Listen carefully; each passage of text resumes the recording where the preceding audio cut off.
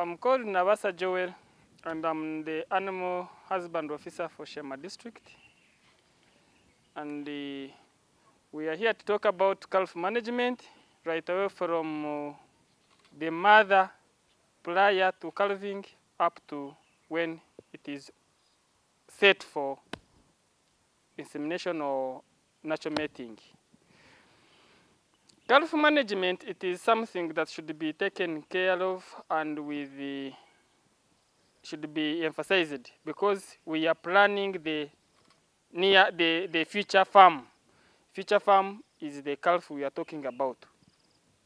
So there is a lot to be done before calving, whereby the pregnant dams can be vaccinated against some diseases that we anticipate that the calves might disturb or disrupt calves' growth and management. When we talk of that, we talk of the scores. We can talk of pneumonia. We can talk of some and many others. But majorly, we target the calf scores, where we give the calf guard. In this, we are sure that once we give that jab, then the calf will get this immunity from the dam in different ways. Could be in form of colostrum, as we are giving the colostrum, then even direct from the mother. And the dam also needs to be taken good care of in form of feeding, whereby it needs to get energy giving food. We give the protein source feeds, we give the minerals which are enough, in that the mother will also pass them on to the inborn, or the fetus or the calf still inside. In doing so, we also have to put it in mind that we have to prepare the environment outside where this calf will be, or how it will be received. So we expect this dam that is expectant to be put in a very clean environment, which will not bring the bacteria or other infections to the calf. We also put in consideration that this calf that is going to be born, it won't get mechanical damages, so we have to make sure that they don't have obstacles around. Could be shrubs, could be pieces of tree logs, could be any other source of injury to the calf that we are planning to receive.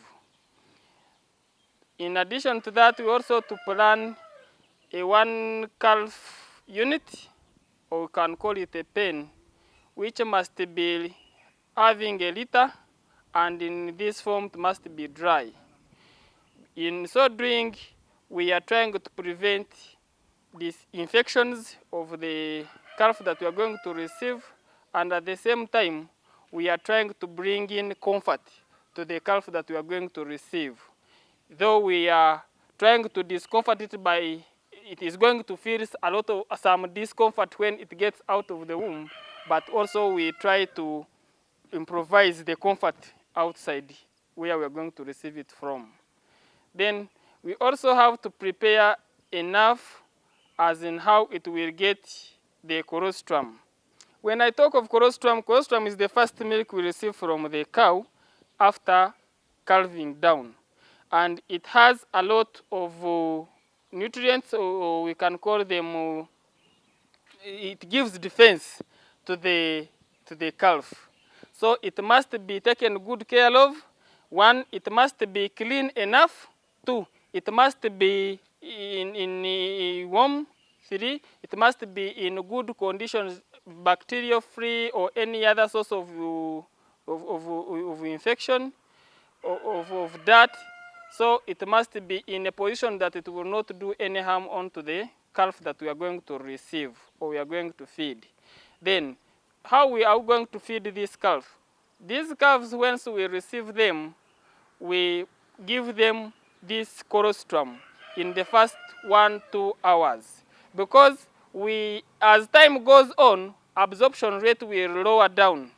So we expect to give these calves colostrum in the first 2 hours, and we give them in regimes.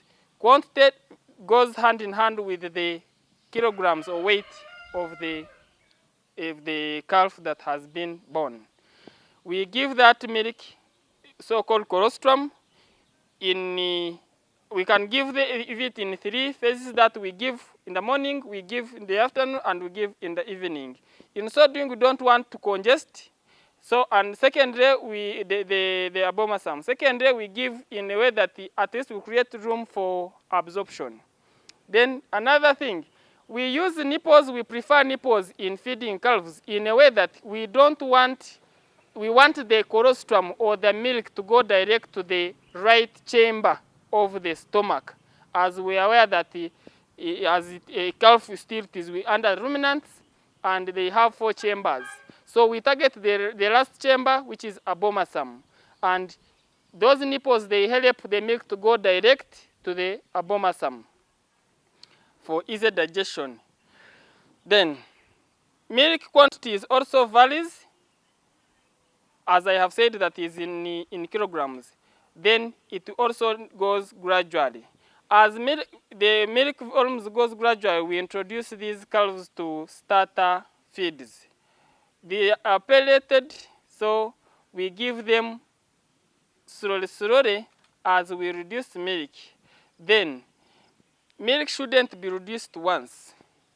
You give milk in a different, you can reduce, say we have started with 6 liters.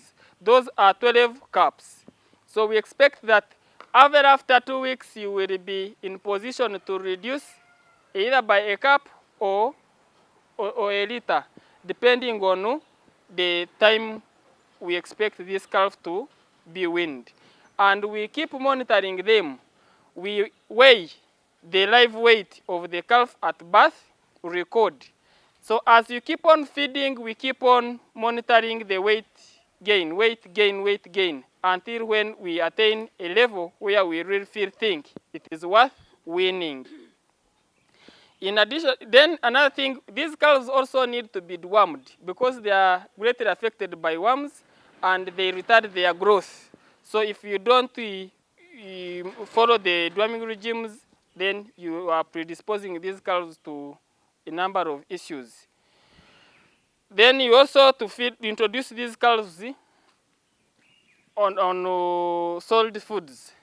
These feeds, they try to tickle the rumen, and they create rumen development.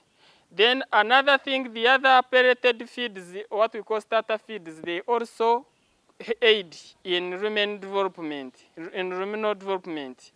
Then the calves also need water, enough water that they can take at their own time, at their own pace, in right quantities of their need.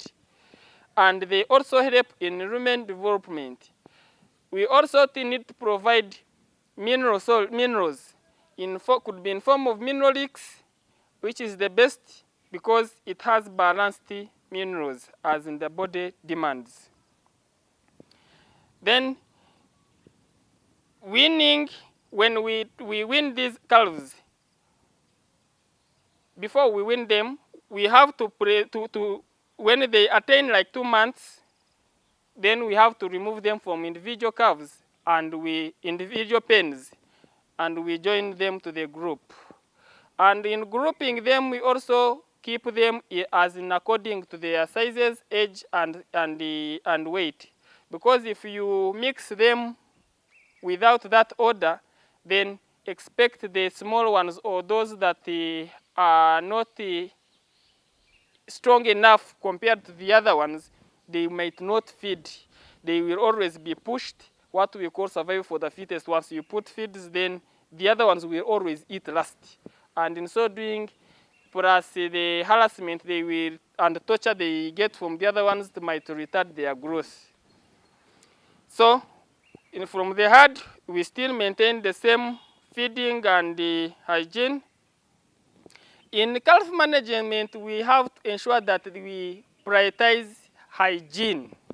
Hygiene and cleanliness is very vital because there is what we call calf scores.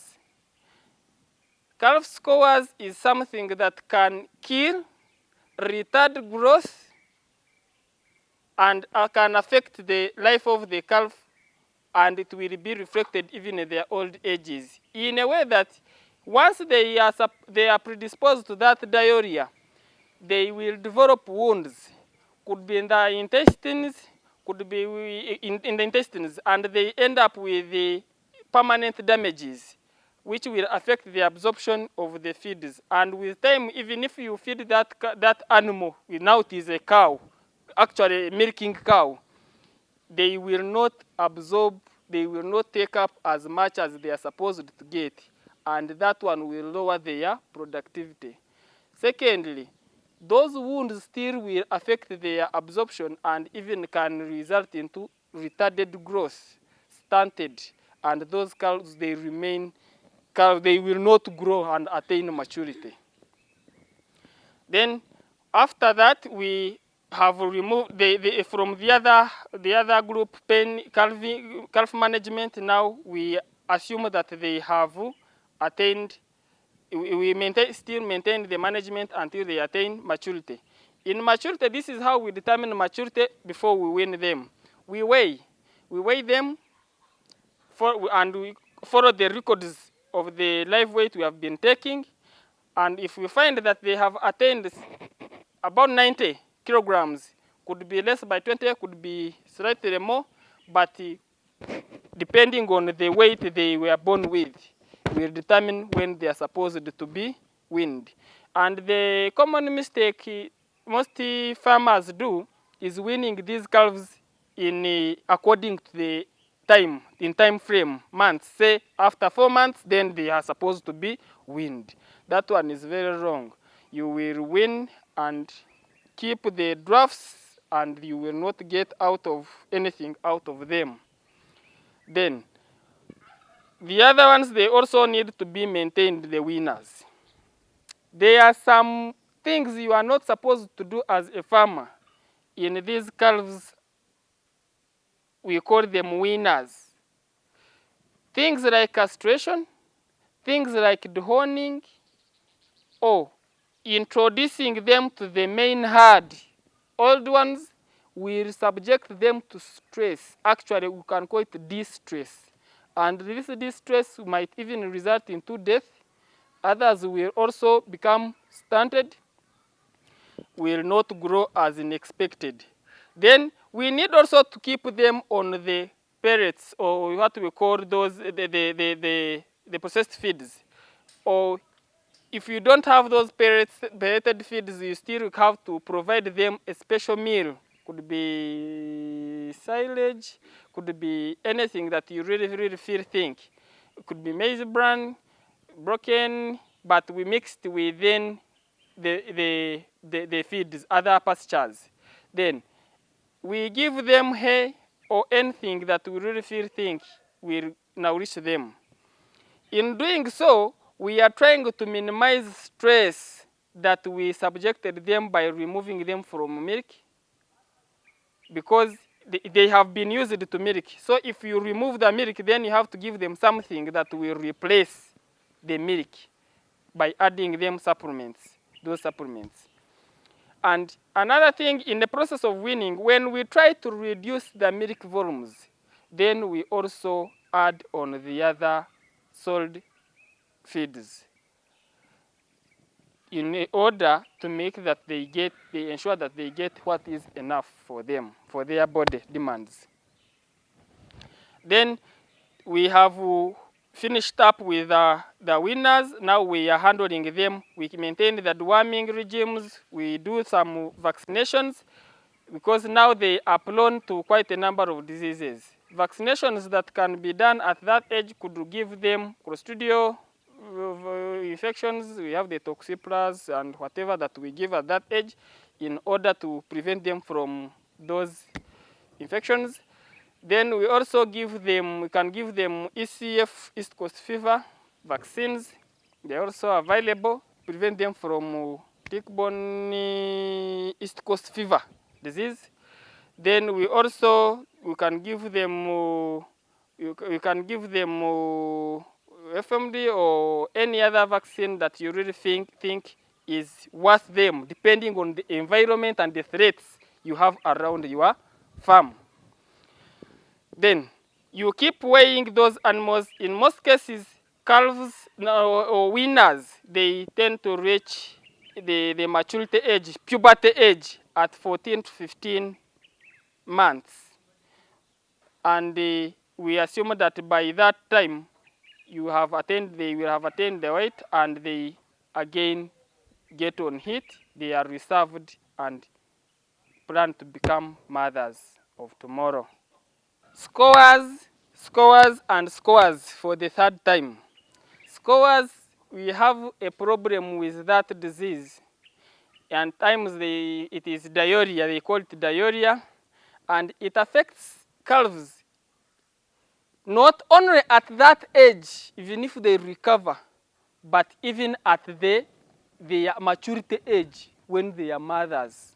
It will even affect the farmer, the owner of the farm, if they were not handled well. By the fact that they create wounds inside their digestive system, it finally affects, it creates those scars, and they later hinder the absorption of the feeds given to them. Then they can be prevented by ensuring proper hygiene at the farm, as in even the feeds could be in milk, the colostrum we give, and all that. Then another issue is the East Coast fever, which has become a problem to Uganda. What we call tick resistance, and all acaricides have failed, most of them. And I still say farmers need to be more vigilant on how they use their acaricides. People now tend to hear what someone is doing. It is what they want to do at their farms, not knowing that they operate in different environments and they have the common problem tick, but which is different in their settings. The ticks you are handling, you have at the farm you are trying to manage, they are different from someone's by the moisture you are using at your farm and the other person is using at his or her farm. But by the fact that you hear that so-and-so is using moisture A, said organophosphates, so you also want to use organophosphates, not knowing that for you have been using, say, a combination of organophosphates and pyrethroids. Now, if you use the organophosphates, you will have lowered the class of the acaricide you have been using at your farm. And the problem you will encounter will be much more than what you have been facing. If we are to talk about ticks, it can even take a month. We can't exhaust it. Then we have coccidiosis. That is also a problem at the common farm, many farms, and it is because of that, or the uncleanliness, unhygienic conditions that they experience at their farms. Then even we have worms, helminthiasis. Worms, they also affect calves badly. They even retard their growth and at times even death if not handled at the right time. Calves also face a problem of, they also encounter salmonellosis, among many other diseases that can affect them and even kill them. The message I have for the viewers is that you manage your farm very well in form of feeding, hygiene, feed your animals well, give them all that they want as in their body. You will have created immunity and those animals will rarely fall sick. Make sure that you keep records at the farm. They will or you will always do your self-assessment, know where you came from, where you are, and where you are heading, and that's the sign of development. Then, thirdly, always have hands-on. Don't be a telephone farmer. You will always lose out and you will miss out. If you do the management well, you will minimize the costs at the farm and you will always make profits. If you dodge the injections at the farm, you know that you are saving. It is one way of saving, and even you are increasing on the income that you will be getting out of that farm. I thank you. Then another thing I want to tell farmers is that we have really tried, we have slept off from farm structures. Out of 100 farms in Shema, I say you will only find 3 farms, that is 3%, with crashes, appropriate crashes. And this crash you undermining, it has contributed a lot towards the tick management that has become a threat to the nation, and other management practices, and animal handling and restraint. I thank you very much. God bless you.